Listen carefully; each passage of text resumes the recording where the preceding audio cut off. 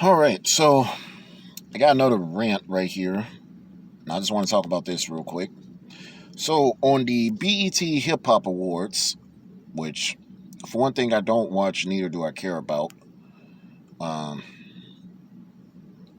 I usually call them the black exploitation television because the truth of the matter is that's literally what BET is all about. It ain't all about black entertainment. It's about exploiting black people, in a negative light. But I digress. But now you got mainstream Christian um, slash gospel artist Kirk Franklin, doing this particular music video, and it's talking about like one part of the song of this particular music video that he's in, that he's supposedly rapping about. It says, "quote the lion and the lamb will bow down to the goat." Now, I'm pretty sure a lot of us know what some of us who do listen to like rap and hip hop and all that kind of stuff. Now, I don't listen to a lot of rap and hip hop, as you already know. But the truth of the matter is, I think we should know that catchphrase, "the lion and the lamb will bow down to the goat." Uh, Literally, some would, if you're one of those progressive Christians out there, you think that he's probably talking about Jesus and this, that, and the other, given that he's a so-called Christian artist, gospel artist. Notice I put that in quotation marks. However, Kirk Franklin did tweet it out, uh, that particular phrase, meaning what does the phrase "goat" mean? Now, he said this in a tweet. Okay, in hip hop, who's the GOAT is always a topic. So I position those rappers metaphorically as lions and lambs, and Jesus as the greatest of all times. It's hyperbole, not theology. Now, let me set the record straight right here. I mean, yeah, he may have cleared that up and clarified that, but at the same time, I do feel that this is kind of this if you're a rationally thinking Bible believing Christian, that that knows about this, um basically it should rub you the wrong way. I mean, it should literally rub you the wrong way, because really. Now, let me also go on the record and say this. I've been, I'm in my 30s, and I've grown up when I was a kid. I used to be forced to go to church, and you know I went to Christian schools. I've even listened to some of these artists like Kirk Franklin and even Mary. But let me also set the record straight here. Um, I would think the problem with most, if not all, mainstream Christian music is the real fact that many of it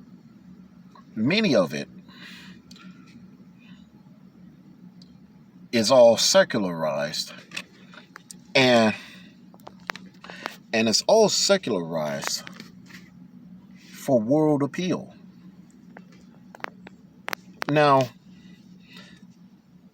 let me repeat that right here.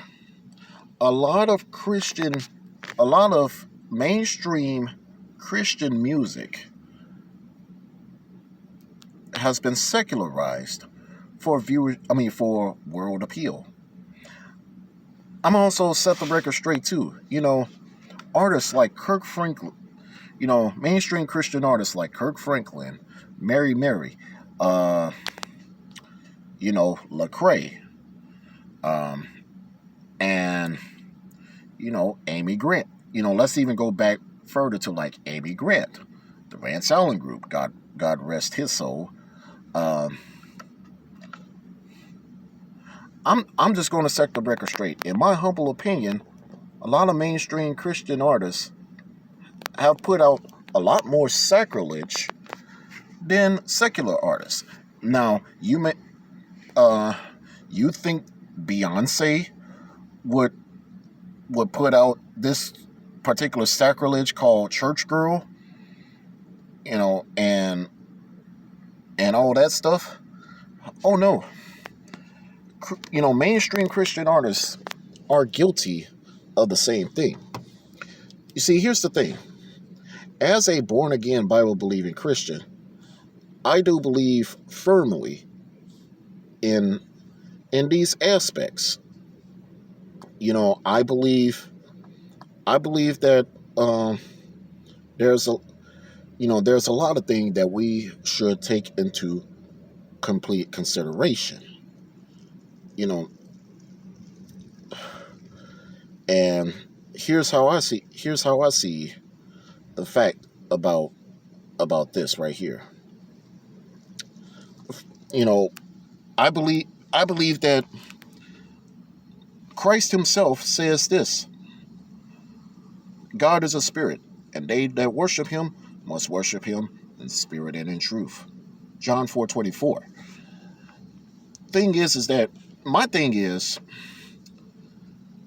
if we listen to artists like Kirk Franklin and whatnot, that do, that does this to please the world and things of that nature, it may be hard to reconsider because we really do not know what we're really listening to when it comes to that. Are we worshiping? Are we are we glorifying God, or are we just or are we just listening to a song? That basically sounds like a secular song with the name Jesus slapped on it. For to pretend like as if it is gospel. Of course, I know I know a lot of people that I grew up, family included, that will say that what the devil meant for evil, God meant it for good. But the problem with that statement is that it's a bit moot, and it's a bit on, it's a bit contradictory right here, because I mean, case in point, Christ himself says no one can serve two masters. You cannot serve God in the world. Matthew chapter 6 verse 24. And then it also goes on then in the book of Romans chapter 12. I believe that as a born again Bible believing Christian, I should not copy the lifestyles or the behaviors, or the ideologies of this world, but be transformed by the renewing of the mind.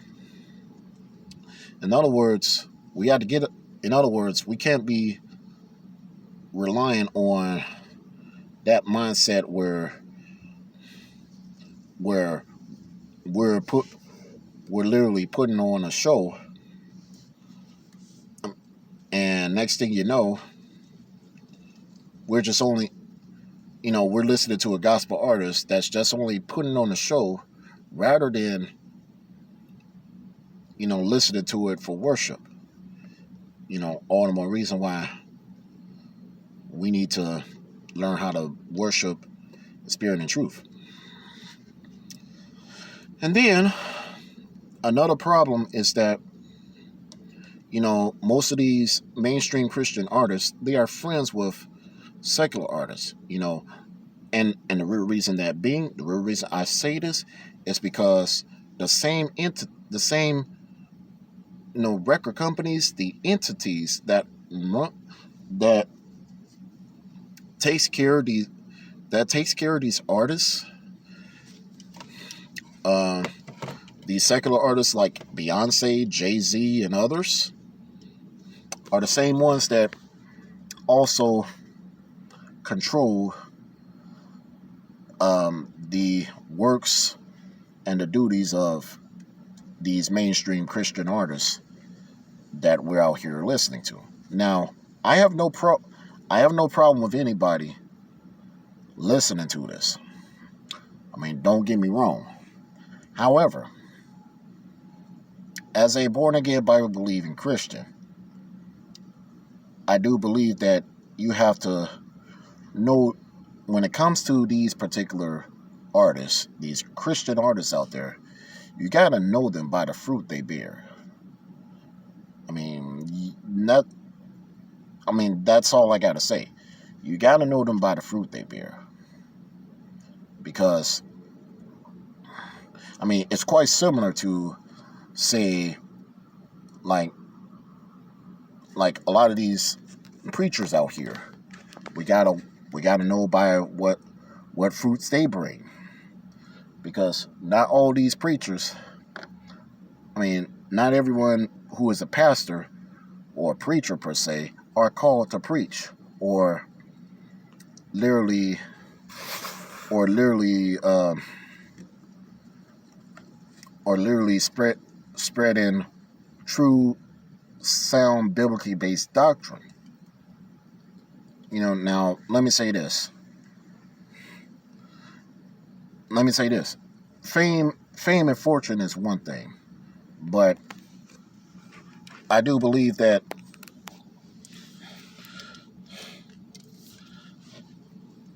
if I'm a Christian and I listen to certain Christian based music, then sometimes Christian music needs to be judged.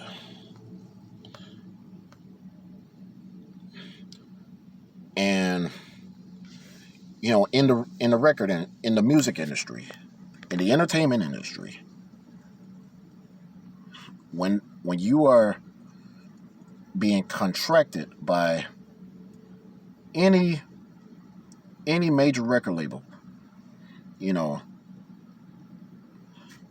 you're literally have to be told what to do according to their standards, not yours. And that's a problem.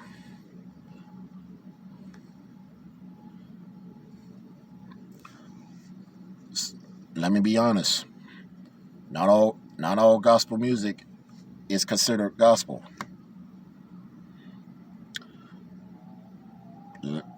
Is considered truth.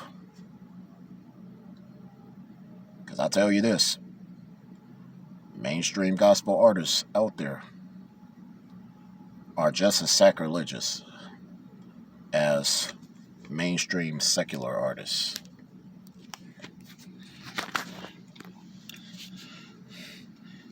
The Bible says in 1 John chapter 2, verse 15, and I've said this numerous times on my channel, that we cannot love the world nor the things it offers us. For anyone who loves the world, they don't have love of the Father. That's all I gotta say. I'm Chuck Johnson, a.k.a. Kid Thunder. I'm out.